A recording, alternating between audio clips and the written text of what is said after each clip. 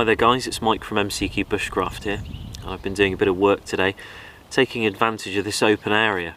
This is a coppice where they've been rotating the woodland round. They use the wood for various things and they do a bit of rotation and promote the growth of various other trees in the area by thinning out some of the other ones.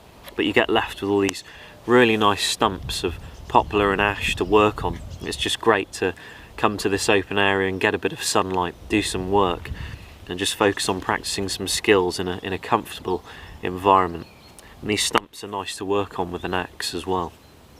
But what I've been working with is a root. It's a root that I dug up in a coniferous woodland not too long ago.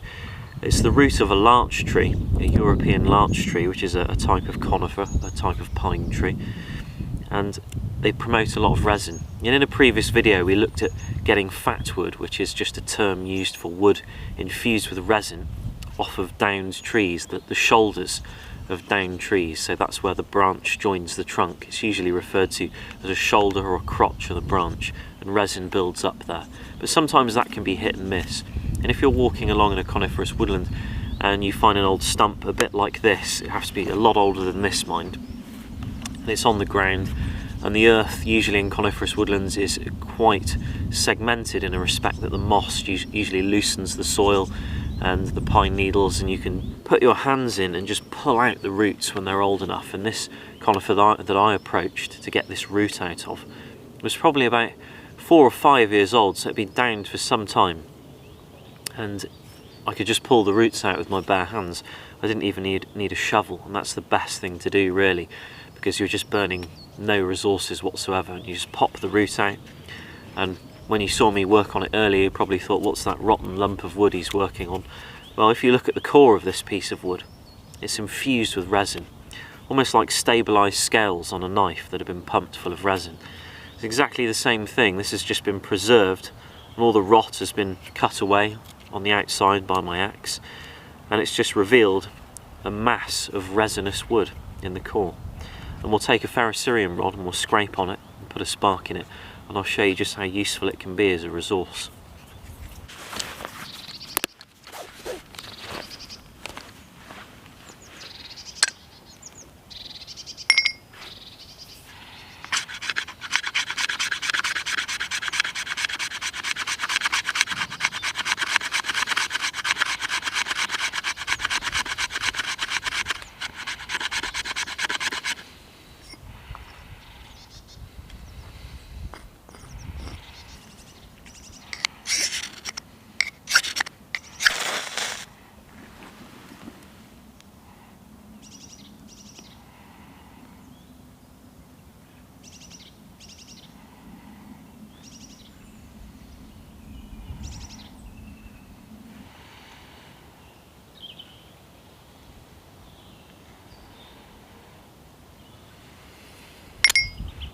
So not too bad, just for an old root dug out of the ground.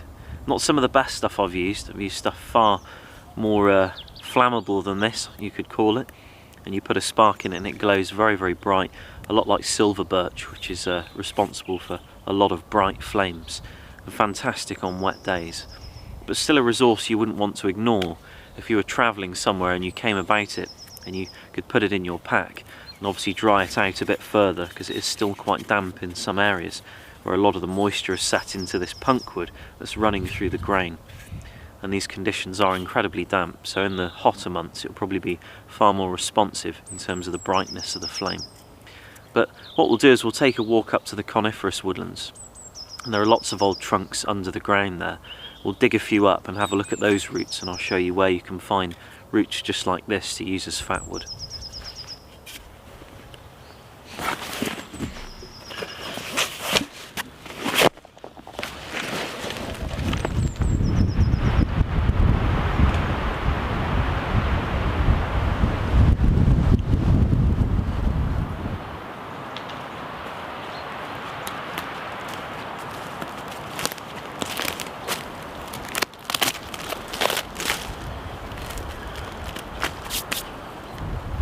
So I'm up in a coniferous woodland now. I've been walking around for a little while, just keeping my eyes peeled for conifers that have been down for quite some time.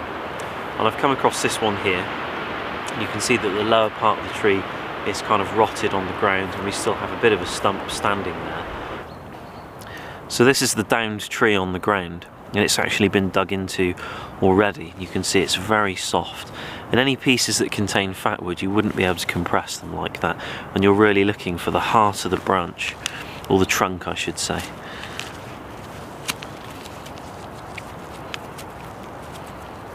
So you can see this piece here is pretty hard, so we'll put that to one side. There might be some fatwood in that.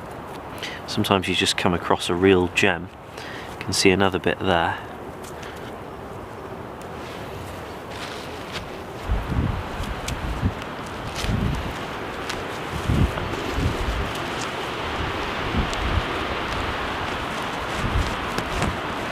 And there's the other side of the bark, so we're pretty much through the whole tree. It's a tiny little tree, but still going to have a little bit of fatwood in it.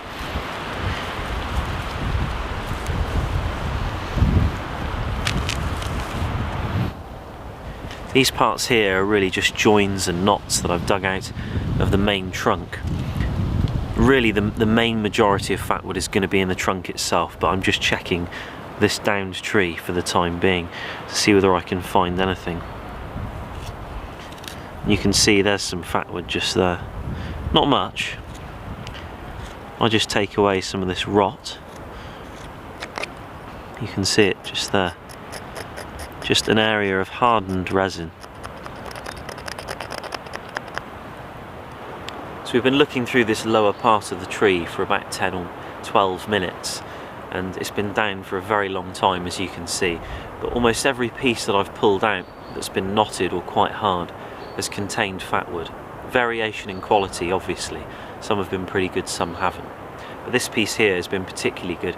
And when you're looking for fatwood, you may not be familiar with it if you're watching this video. What you're actually looking for is hardened pieces of wood that almost look like they've been infused with an oil that's set. And when you scrape them, it's like you're scraping away varnish, you know, a piece of wood that's been varnished, and the varnish is soaked quite deep into the wood. So it almost takes a white kind of tone as you scrape it. But let's have a look in this trunk and see what we can dig out from there.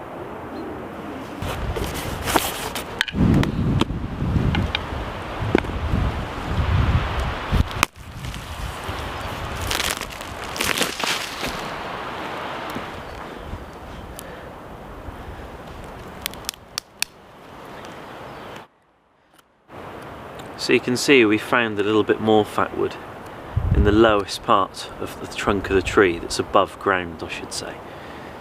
And it isn't really any better than the stuff we found in the actual fallen tree itself, or the main bit of the trunk that was on the ground.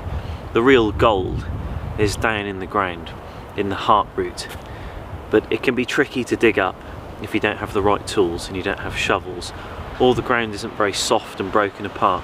And I think the longer the root is on the ground, the easier it is just to pull it out. But with this particular one, it's still very hard, and that heartwood is actually very flexible still and quite strong. It's retained a lot of strength. The sap has stopped it from rotting down too quickly. But what we'll do is we'll go for a little walk and try and find one that's in a state where we can just rip it straight out of the ground and actually have the root in our hand to take away with us, which will be full of fatwood. Hopefully you can hear me from over here. I've got the camera set up behind a tree because the winds are incredibly strong. We're right on the edge of quite a steep hill face, and this was an old Roman fort, an observation point overlooking a valley over there. But it's a bad day to be in the woods really, especially a coniferous woodland. On very, very windy days, these things are just like sails blowing around in the wind, and if the winds are any stronger, I really wouldn't be in here. But all that aside, I found this downed spruce here. In fact, there's a couple of them. And because they've grown on a bit of a ravine where the soil is incredibly soft, as they've fallen, the roots have kind of been pulled out the ground with them, and it's exposed a lot of the roots. The soil here is very soft, and you can simply just lift it up and dig out the roots, dig out pieces of heartwood. Very easy to get to the actual heart roots of this tree. But I think what we'll do is we'll take a big piece of this root structure here. We'll get the axe and split into it and see what we can find.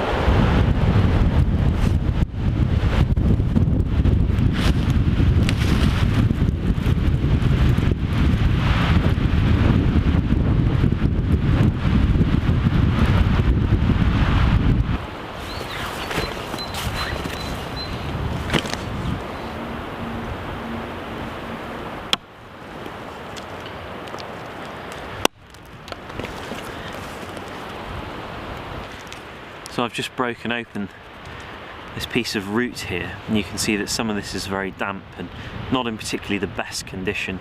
Although it looks as if fatwood may be there, this is actually just moisture build up with some resin, and it's not ideal, it won't take. But this bit here, this is ideal. You can see the resin is set in this join really where the root goes along and then suddenly branches out into another root. It's set into a very, very hard resin. So in this video we've had a look at another way in which we can find fatwood, resinous wood from red pines that are kind of dying or dead on the ground, looking in roots and around the bases of trunks. I've done other videos on the channel where you can take the shoulders of branches off of fallen trees, which is another fantastic way of finding fatwood. You end up with quite a nice cord of it, which you can split down and turn into shavings or feathers and use to make a fire in whichever way you choose. So it really is just about the environment you're in and really what's available to you. You know, what's actually around you and what can you visually see or identify when you're walking around. I don't look for fatwood when I'm out. It's not something I really kind of set out to look for when I'm out making a camp.